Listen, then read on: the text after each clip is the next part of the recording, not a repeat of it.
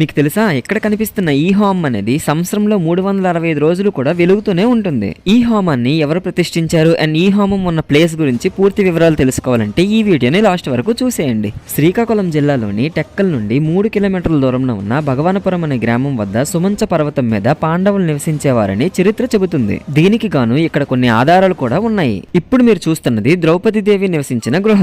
ఈ గృహలో వర్షం పడినప్పుడు నీళ్లు కిందకు రాకుండా ద్రౌపదీదేవి తన 2 చేతులతో గీచిన గీతనైతే మనం గమనించవచ్చు. ఇక్కడ మనం చూసుకున్నట్లయితే ఇదే భీముడు నివసించిన గృహ. ఈ గృహలో నుండి సొరంగం నుంచి వెళ్ళినట్లయితే మహేంద్రగిరికి దారి ఉంటుందని నమ్ముతారు. ఈ సుమంచ పర్వతం మీద భాగానికి వెళ్ళినట్లయితే ఇక్కడ ఒక చిన్న వాటర్ పూల్ లాంటిదైతే ఉంటుంది. ఈ వాటర్ నే పాండవులు తాగడానికి వాడేవారంట.